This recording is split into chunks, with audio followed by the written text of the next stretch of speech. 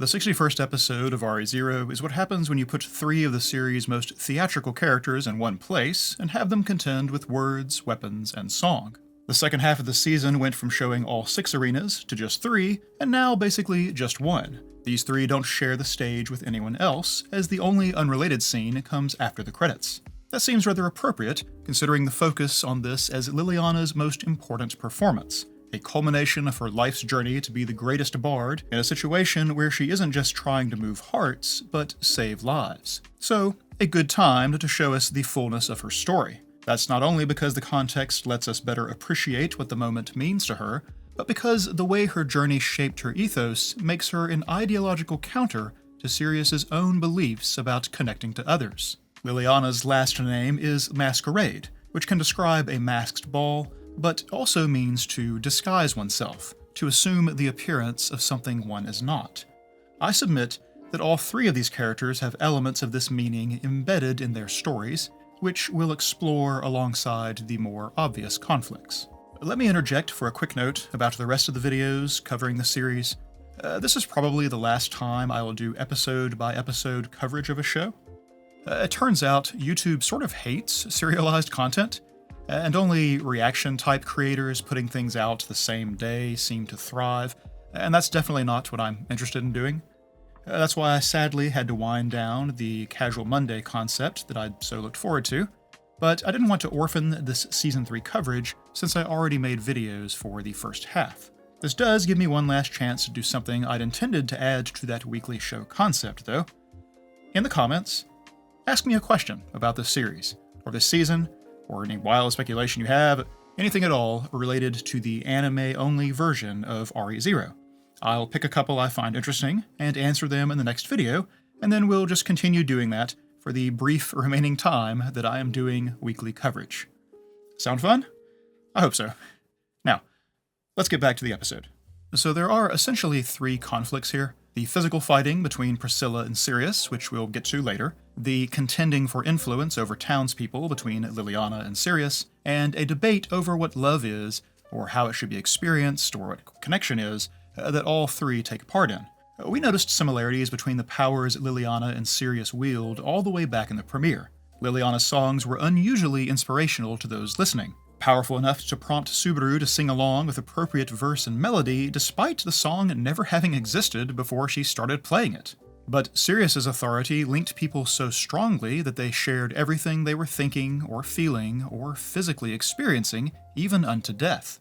Since both of them invoke emotions in others and motivate them to action, it's tempting to think of the powers as the same, just with the authority of wrath eliciting a stronger response. Liliana's journey, though, highlights an important difference between them that relates back to the ideological debate. Between Liliana's description of her clan in the season premiere and the brief flashback that begins this episode, we form a picture of bards as people who especially prize their freedom, who want to be unfettered and transient and in charge of themselves. In her past, we see their troupe turn aside from a larger city because there things are run by a showman. They prefer to sing in small towns where they can do things their way. Liliana has inherited this spirit, but is in no position to live the way she wants, unable to choose to go to the bigger city, unable to choose what they perform, for 10 more years apparently, and even discouraged from plucking out her own new music.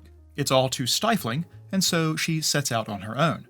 Considering she has her mother's instrument and hides her face when coming across her parents, we may guess that she was not set forth on some kind of bard rite of passage, but actually snuck away to try her hand at this life. And it seems to go rather poorly at first, not just the hardships of solo living on the road, but in her performances as well. She is ignored by those she plays for, receives only a pity and compensation, but stubbornly persists until the point she seems to be knocking on death's door. She's taken inspiration from the heroes and songs, but must accept that she is no such hero. She isn't living that kind of life. In fact, she is stealing their lives, trying to profit from their deeds by repeating songs about them she had already heard. She struck out to find her own way, but is playing other people's music. This was her masquerade, trying to live as heroes lived and performing the way her troupe performed. It was not her truest self.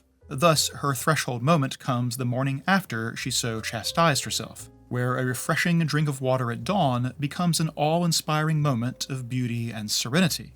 She feels like she's in a song herself. It's a stark contrast to the despair of drinking from a puddle in darkness, and perhaps for the first time since she set out, she has her trademark flash of inspiration. Liliana singing her own songs changes everything. I suspect this isn't necessarily that her songs are better than established tales, just that when she performs her own work, the result is far more moving. It may be that whatever assistance her divine protection of telepathy imparts works best for songs that come from her thoughts. Every piece is something novel to the world, every performance unique. Liliana now creates new things and new experiences, and that seems to resonate. This, then, is that important difference between her power and the authority of wrath. Those under Sirius's influence match and reflect what the others are feeling, a feedback loop that intensifies until it blots out all autonomy and individuality. They become copies living out other people's experiences, as surely as Liliana once only copied the songs she'd heard, sang only of the lives of heroes and not her own. Sirius's idea of mutual understanding is one in which all differences are eliminated, the number of possible experiences reduced. That is what she thinks it means to connect to others. But Liliana learned to move hearts through the creation of new experiences, and these creations were an expression of her individuality. And while it's true that the magical effects of the authority of wrath are stronger, Liliana's own journey demonstrates which type of experience the people prefer. The song she sings at this key moment appears to be that very first one, inspired by a literal dawn giving way to blue skies. Metaphorically, this is light re-entering her life after a period of darkness, which also describes the people waking up from Sirius's control. I suspect it's deliberate that this first act of musical individuality should be the one to rescue the townsfolk from their own suppressed individuality. And again, I don't think it's because Liliana's telepathic power is stronger than the authority of wrath. It's just that her kind of connection with others resonates more strongly than the variety that Sirius offers. Priscilla rather agrees. When Sirius exclaims that understanding one another and becoming as one is what people want, that love itself means becoming one, she counters that love is tolerantly accepting another despite your differences. The authority of wrath essentially suppresses those differences. It rejects them. It doesn't form real connections so much as eliminate disconnections. Sirius would try to realize love by removing any other option, as though there was any value in a love not freely given. Priscilla further echoes the individualism theme in Liliana's story when she adds that everyone facing the same direction, thinking the same things, and feeling the same way is revolting. And as if to punctuate the thought, this is the moment that Priscilla destroys Sirius's weapons, which, appropriately, are chains, tools that bind people forcefully together or in place. I can't help but suspect that the fact that these chains have thorns and hooks is a not-so-subtle clue to how pleasant such binding actually feels. That moment effectively ends all the conflicts, as Sirius is disarmed, the townsfolk are free from her control, and her version of love and making connections has been rejected. Her last ploy is to reveal that she has a hammer space for hostages, producing hapless Tina once more to try to stay her opponent's hand. But Priscilla has a trick of her own, a sword that cuts only what she wants to cut, a weapon that might as well be tailor-made for dealing with a human shield. She had a few other tricks in this fight too, so I want to discuss those for a moment. The first is the counterpart to the sword that only cuts what she wants it to cut. Her fire also only burns what she wants to burn, neatly demonstrated when she purges the tower of the witch cult flag and leaves the rest unhurt. She is in fact creating an epic stage for Liliana to perform upon. Priscilla has her own flair for the dramatic. I think what we are actually seeing here is light magic rather than fire magic. This isn't the kind of inferno that we have seen Roswell throw around. Not only does it continually burn, but without consuming, it's a pale yellow and white color, not the orange and red we've seen in other magical flames. Also, if we go back to the premiere, the Crunchyroll subtitles referred to her sword as the Yang Sword, referencing the terms used to describe shadow and light magic back when Puck first introduced the idea to the audience. He called them Yin and Yo, which point to the concept of yin and yang specifically. So, if Priscilla's sword is Yokin, then it is the light sword of this magic system, and I imagine that is her attribute as well. She was nicknamed the Sun Princess, after all. More interesting to me, though, is her defensive trickery. The previous episode ended on a cliffhanger of her taking a blow and reeling backwards, but when the scene resumes, she pulls out of it no worse for wear, save that one jewel in her necklace shatters. At first I thought this was something like the cape that Elsa had way back in Season 1, that appeared to absorb Puck's initial barrage and then vanish after serving its purpose. Priscilla also tries to play it off that Sirius simply broke her necklace, but apparently the Archbishop immediately understands what has happened, and it's neither of those two things. She intuits that Priscilla can make an item she's deemed valuable take damage for her. This sounds instead like an ability or divine protection that she possesses, rather than a quality of the item itself. Sirius goes on to make an even more curious statement upon seeing this, that Iris and the Thorn King would go deathly pale. Priscilla is not amused at whatever this comment implies, and calls her a despicable wretch who scavenges on people's pasts, which I think we can at least take as evidence that Iris and the Thorn King really was about Priscilla. Now then, raise your hand if you're disappointed we didn't get to hear more about that tale, right? Liliana recognizing it, and a Liliana-focused episode seemed like a sure bet to explore it in full, but alas. But that won't stop me from a little speculation all the same.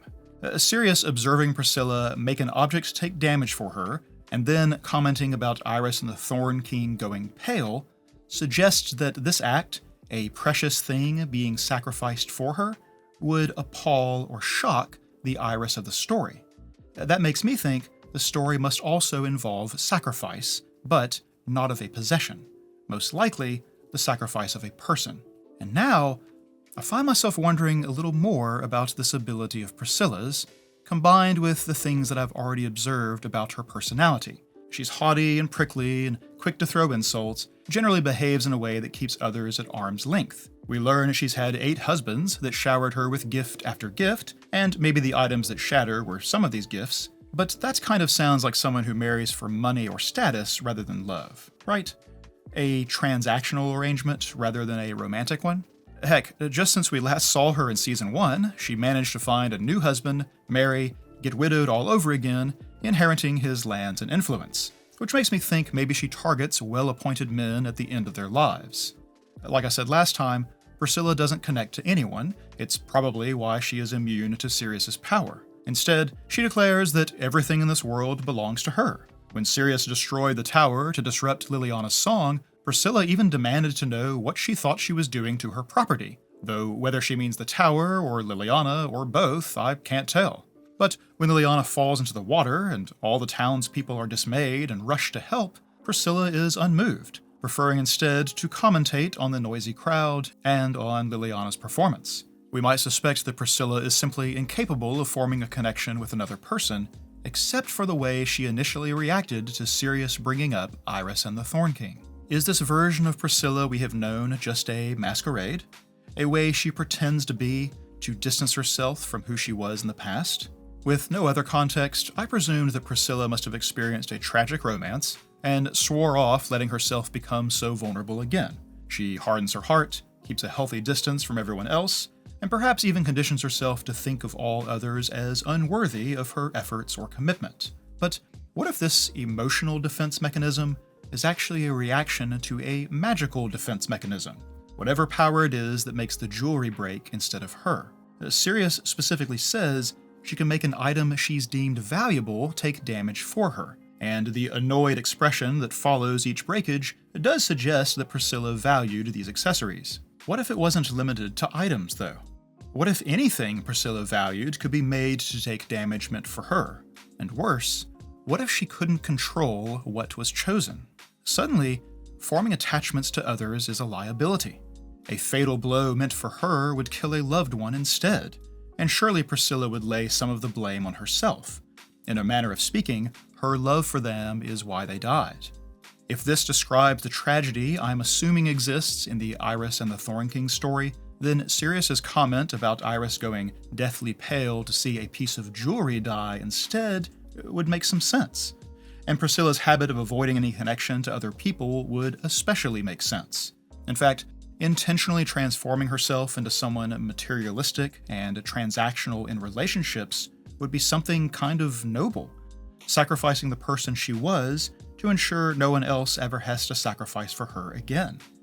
She puts on the mask of a new personality, but for a very good reason.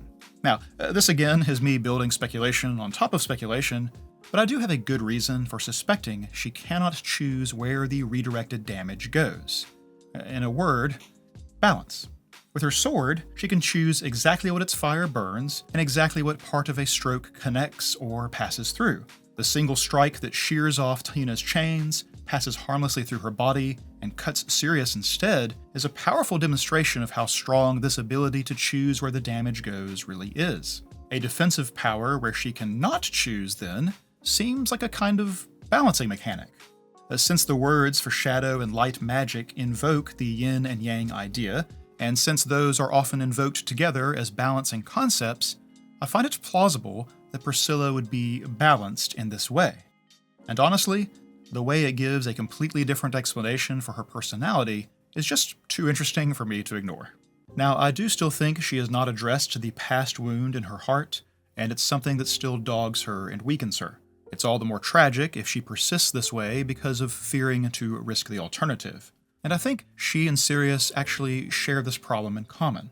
Priscilla has stopped trying to connect to people, and whether or not it's due to her ability, it means she has lost that avenue to heal the scars of her younger days.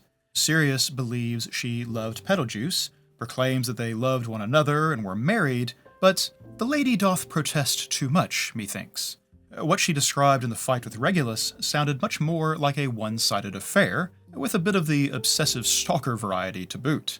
I think she doesn't understand people's feelings at all, or how to form real connections, and her reliance on the authority is partially from a desire to learn, and partially from a desire to just not be alone. All her high-minded proclamations about love and connection, her insistence that she was married to Zeus, and even when she holds forth on wrath, are all her masquerade. They're justifications for the way she feels and the actions she takes, rather than true convictions, which is nicely illustrated in the bit where Priscilla points out her hypocrisy in attacking Liliana from a place of anger. I think her inability to actually connect to Zeus in the past, with no chance to do so now that he's dead, is a grief she does not know how to bear, and so she has tried to become the mask that she wears.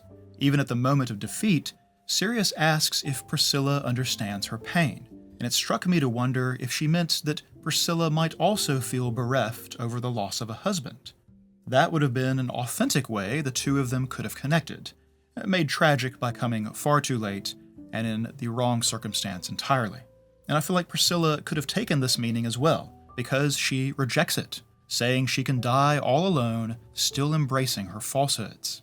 Now, the thing Priscilla says after Sirius falls in the water, that she should count herself lucky, tells me that Sirius is going to survive this encounter. I could see her being sidelined for the rest of the season, maybe popping up as an X-Factor right near the end, but I imagine that there's too much mystery invoked just by her appearance to have her exit the story here.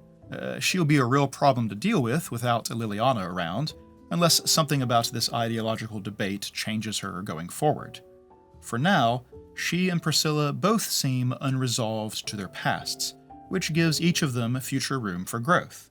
Liliana, on the other hand, does seem to have reconciled to her past. She may have fled her troop, may have hidden her face when confronting her parents, and shed tears to see a new child that takes her place, but it seems she has not disavowed her origin. I mentioned her answer to Priscilla in the past, where she praised the tradition of her clan and lives her life by that creed. She also gets worked up when Priscilla questions whether the songs she inherited from her ancestors have lost, so much so that she gets over her fear of facing the Archbishop. But the real demonstration comes from her performance. She echoes the very lines her mother used to begin their shows. "If you're far away, listen well, and if you're close, let me see you dance." Then she expands it, and adds a kind of battle challenge of her own, proclaiming her full name of Liliana Masquerade in a way that mirrors the ritual of two warriors giving their names before honorable combat. Thus has she taken the borrowed traditions of her birthright and made them something of her own, and she got there by taking the hard road and a hard look at herself. She figured out who she was, discarded the mask she was wearing, and now She's a bard who can go to the big city and still do things the way she likes. The little bit we get of Kiritaka in her montages helps explain how that came to be, that as much as he wanted her to himself, he realizes the songstress is for everyone, a similar sentiment to Priscilla when she declared that if the entire world is her garden, it doesn't matter where the bird chooses to sing. Two powerful people who could have tried to make her their own, but were so moved by her music and conviction that they put those wishes aside and let her be free. Amusingly, Kiritaka does show up to rescue Liliana, and apparently was just roaming the streets under the power of the authority of wrath until Liliana freed him as well. I'm unsure what the strategy is here from the archbishops, because Sirius attacked him, and I presume kidnapped him to learn about the witch's remains. If he's running around the streets, does it mean he got away? Or does it mean he already gave them what they want? I could see Sirius's ability being a useful tool for an interrogation, so perhaps Kiritaka's situation hints at a looming disaster. But finally, we do get a tiny revisit to the Regulus and Subaru standoff. The Subaru declares that the archbishop's names match the stars of his world, and that their authorities are connected to the origin of those names, giving the Betelgeuse example pointing to unseen hand. Frustratingly, he still just explains the Little King and Lionheart names for why he's figured out Regulus can stop time. Subaru mentions that he doesn't get wet, and observe the way he stopped the water, and could have brought up the lack of heartbeat for how he made this leap, but instead, he still points to the star name as the key piece. There is one thing that mollifies me a bit though. The helpful Japanese speakers in my community believe that the line Crunchyroll translated as any sand or water thrown at you that was cut off should actually be Subaru talking about how Regulus throws water and sand. That is, he was about to explain how the time-stopping power is used for the attacks that we've seen, and just got interrupted. So, there's a decent chance we will hear that explanation in full at some later point. Subaru's assertion that the powers are related to the star name origins has some interesting implications, though.